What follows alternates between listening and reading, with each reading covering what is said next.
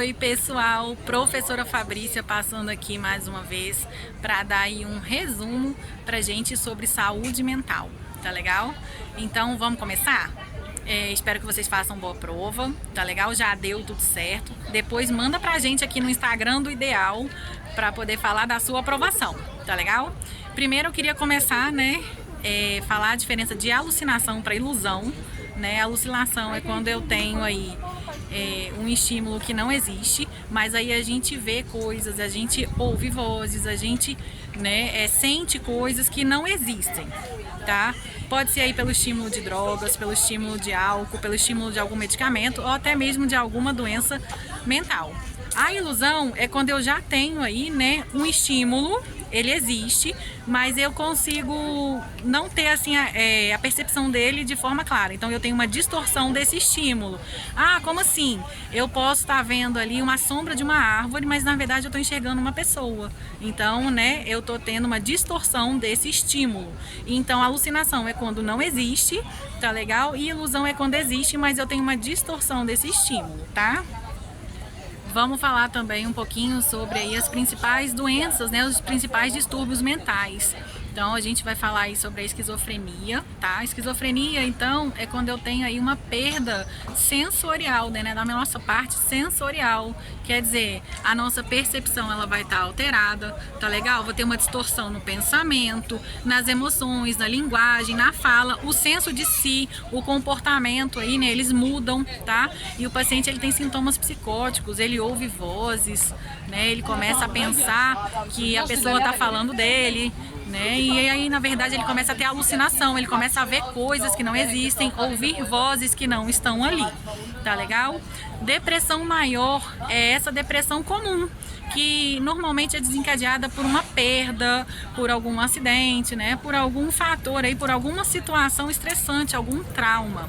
Tá? E normalmente ela é autolimitada, dura-se aí um tempo, mas a pessoa consegue superar, né, essa situação e ela segue a vida normalmente, tá legal? E ela vai ter aí esses sintomas clássicos, né? O humor deprimido, tristeza, ela não vai sentir mais prazer na rotina dela em fazer nada, ela quer ficar isolada, ela chora, né? Ela quer ficar dormindo.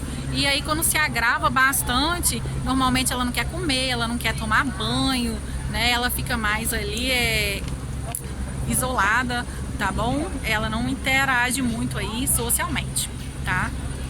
A gente vai falar do Alzheimer também um pouquinho, né, que é uma doença degenerativa, porque a gente tem a perda dos neurônios, né? Então a gente vai ter essa deterioração cognitiva e também da memória. Então a pessoa, ela passa a não lembrar das coisas, ela começa a ter, né, lembranças do passado, tá? Ela pode confundir as pessoas também. A gente também vai ter o transtorno pós-traumático, que normalmente após algum evento, né, a pessoa aí após algum trauma, a pessoa ela suprime, né, essa memória muitas vezes, e aí depois de um tempo algum estímulo desencadeia e aí ela começa a lembrar desses eventos e aí ela começa a ter crises de ansiedade severas por conta desse evento, tá legal? A gente também vai falar um pouquinho da doença de Parkinson, né, que é a destruição aí das células da substância negra, que é uma região do cérebro. E essas células, elas produzem a dopamina, que é o neurotransmissor aí responsável pelos movimentos voluntários. Então, quando, por exemplo, eu quero fechar a minha mão, eu estou fazendo um movimento voluntário, né? E aí, quando eu não tenho essa dopamina circulando, eu perco aí, né, o controle desse movimento. Por isso que a pessoa tem os tremores, é por isso que a pessoa aí perde um pouco, né, do músculo, né, tem uma fraqueza muscular, tá legal? Também quero fazer aí um resuminho, né, dos psicofármacos aí mais utilizados. A gente pode dividir aí em 4 classes, tá bom? Sendo a primeira aí os ansiolíticos, né, que vão ter um efeito sedativo, vão deixar a pessoa aí um pouquinho mais calma, porque vão deprimir aí o sistema nervoso, tá bom? Vão inibir aí o neurotransmissor GABA, que é o ácido gama-aminobutírico, tá? É um neurotransmissor aí do sistema nervoso central que vai regular a excitação e relaxamento da atividade cerebral, tá bom? Os benzodiazepínicos hoje são a primeira escolha aí dos ansiolíticos e além de sedativos, eles também são hipnóticos, tá?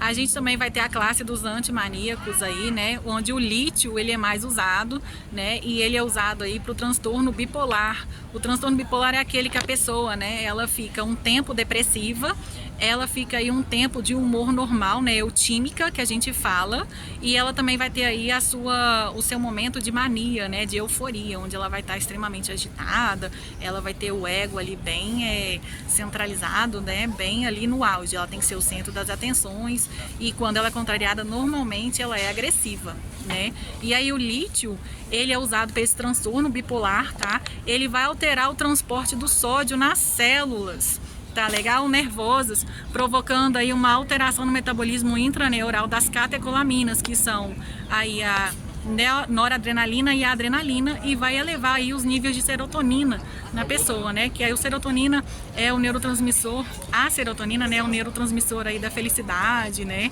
Do bom humor, tá legal? Da satisfação.